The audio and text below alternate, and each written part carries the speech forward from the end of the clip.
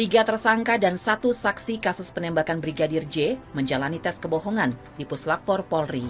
Para tersangka ini adalah Putri Chandrawati, Ricky Rizal, Richard Eliezer, dan Kuat Ma'ruf, serta 1 saksi yakni Susi, mantan asisten rumah tangga keluarga Ferdi Sambo. Mereka diperiksa dengan menggunakan poligraf atau dikenal dengan lie detector. Poligraf adalah alat untuk menguji kejujuran seseorang melalui reaksi tubuh. Poligraf juga dikenal sebagai psychological deception detection atau pendeteksi kebohongan seseorang melalui gejala psikis yang membangkitkan reaksi fisiologis atau reaksi tubuh. Puslap 4 Bareskrim Polri memiliki alat poligraf yang telah diakui oleh Asosiasi Poligraf Amerika. Alat produksi Kanada tahun 2019 ini memiliki tingkat akurasi hingga 93% dan sudah memiliki standar ISO IEC 17025. Teknik poligraf yang digunakan Puslap 4 Polri membatasi 3 hal, yakni sensor untuk jantung, sensor untuk kelenjar keringat, dan sensor untuk pernafasan. Pemeriksa poligraf harus seseorang yang tersertifikasi dan telah mengikuti pelatihan untuk memenuhi syarat ketentuan sesuai dengan standar operasional prosedur Asosiasi Poligraf Amerika.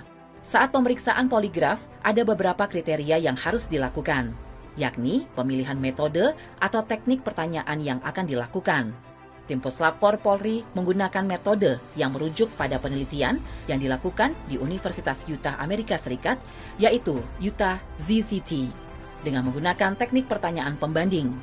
Sebagai alat bukti, syarat yang dikeluarkan oleh Asosiasi Poligraf Amerika, tingkat akurasi harus di atas 92%. Maka teknik pertanyaan Utah ini digunakan di Indonesia, khususnya di kepolisian.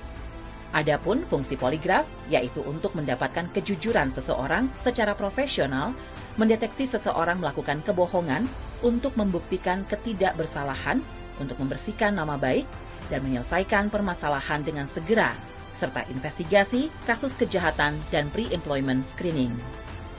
Dalam tahapan pemeriksaan poligraf, seseorang tidak serta-merta dipasangkan alat dan diajukan pertanyaan. Ada 2 tahapan yang harus dilakukan terlebih dahulu. Tahap pertama, terperiksa akan diwawancara terlebih dahulu oleh pemeriksa. Wawancara ini bertujuan untuk memastikan kesiapan subjek secara jasmani dan rohani, membangun hubungan untuk menyamakan bahasa dan empati, mengetahui latar belakang sosial terperiksa, menjelaskan prinsip kerja alat.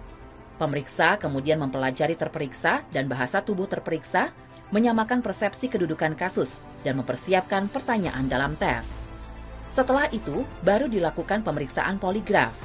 Namun sebelumnya, pemeriksa akan menanyakan kesediaan terperiksa untuk dipasangi alat poligraf.